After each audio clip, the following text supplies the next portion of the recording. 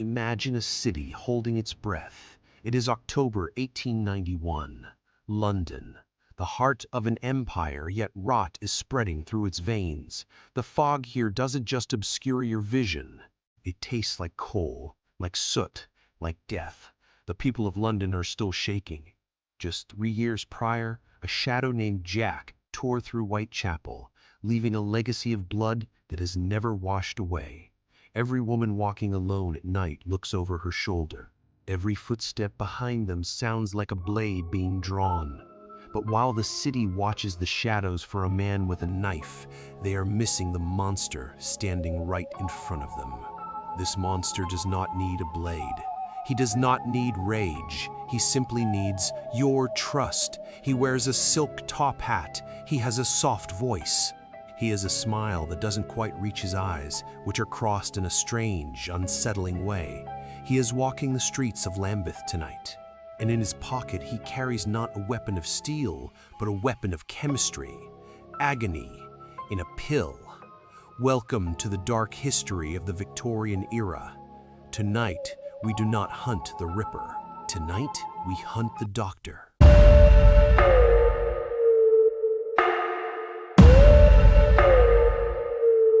103 Lambeth Palace Road, a respectable enough address on the surface. But in October 1891, a new lodger arrives. He signs the register as Thomas Neill. He pays his rent on time. He seems remarkably ordinary. But Lambeth is not a place for the ordinary. It is a place of desperate survival. Across the river from the Parliament buildings, Lambeth is a maze of poverty. Here, the unfortunates, women forced into sex work by destitution, walk the cold streets under the railway arches of Waterloo Station. They are vulnerable. They are invisible to polite society. And to Thomas Neill, they are perfect specimens.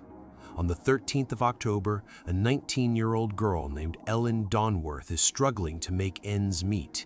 She is young, perhaps naive. When a well-dressed gentleman with a thick mustache approaches her, she doesn't see a predator.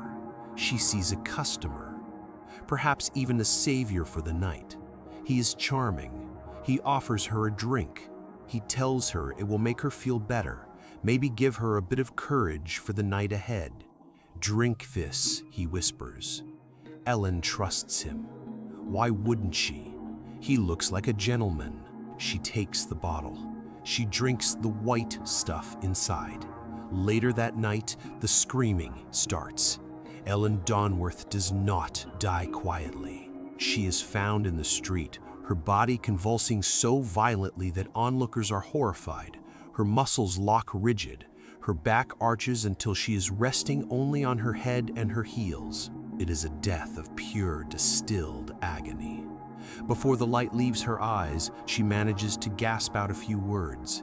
She mentions a man, a tall man with cross eyes, and she mentions a bottle with white stuff. The coroner calls it strychnine poisoning, a terrible way to go.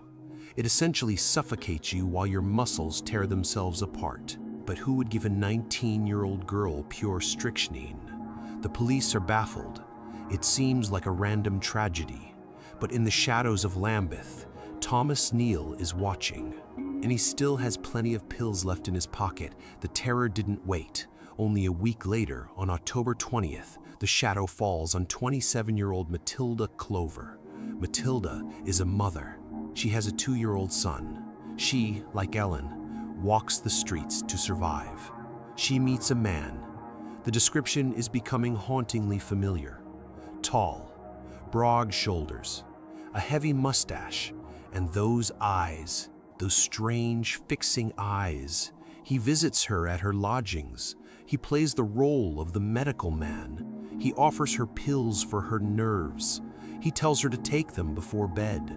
It is a prescription for a nightmare. At 3 a.m., the house is woken by screams that curdle the blood. Matilda Clover is dying the same horrific death as Ellen Donworth. The spasms, the terror. But here is the twist.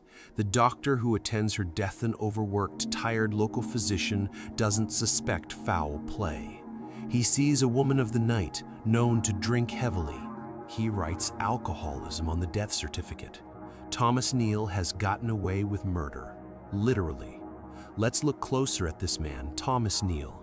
In the privacy of his room at 103 Lambeth Palace Road, he is unraveling. He isn't just a killer, he is a consumer of his own poisons. He takes morphine, he swallows cocaine. He pops pills containing strychnine as a stimulant and aphrodisiac. He is a walking chemical experiment. His behavior is erratic. He stares at women with a hunger that makes his landlady uncomfortable. He is arrogant, but arrogance leads to mistakes. He meets a woman named Louise Harvey. He tries the same routine, the charm, the offer of special pills to improve her complexion. He insists she take them right there in front of him. But Louise has a survival instinct honed on the cruel streets of London. She doesn't like his eyes. She doesn't like his insistence. She pretends to swallow the pills. She palms them. When he leaves, satisfied that he has claimed another victim, she throws them into the river. She is the one who got away. But Alice Marsh and Emma Shrivel are not so lucky. In April 1892, he visits their flat. He brings gifts, tinned salmon, beer, and, of course, the pills. Within hours, both women are dead. The same agonizing symptoms, the same horrific end.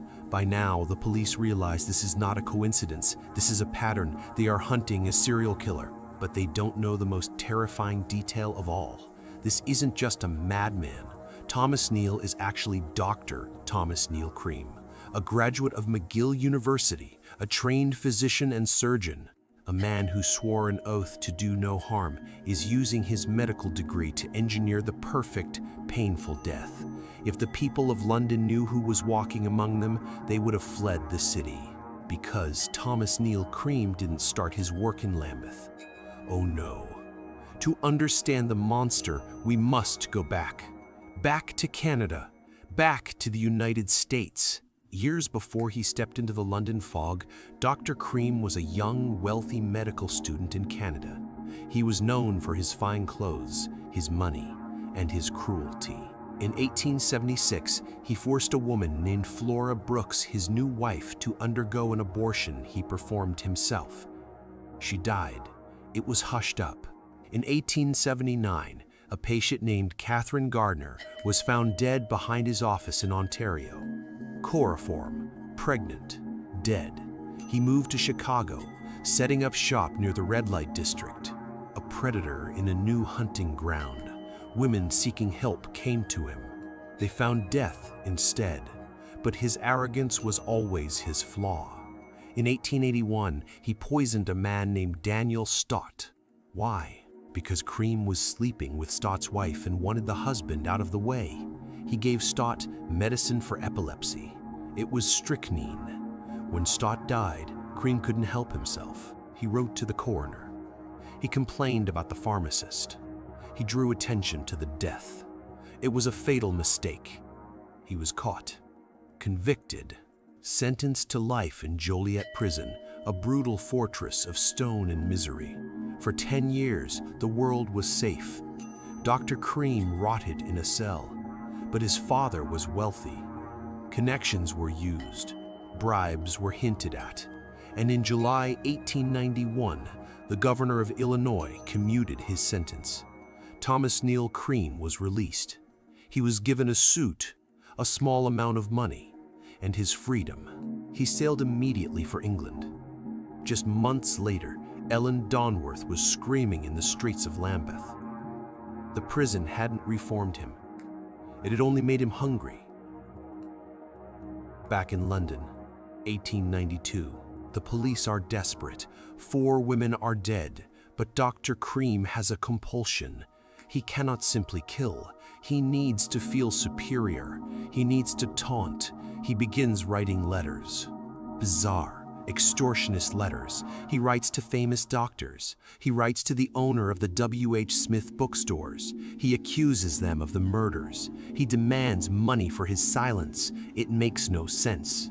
Why would a killer draw attention to the crimes?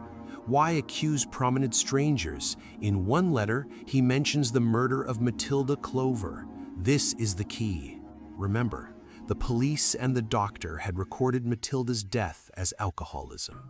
Only the killer knew she had been murdered.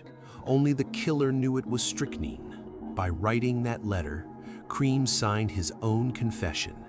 Scotland Yard detectives, led by Inspector Tunbridge, begin to watch 103 Lambeth Palace Road. They watch the man with the crossed eyes. They track his movements. He even befriends a visiting American detective, taking him on a tour of the murder sites. He describes the deaths with too much detail, too much relish. It is the behavior of a man who thinks he is untouchable. On June 3, 1892, the trap snaps shut.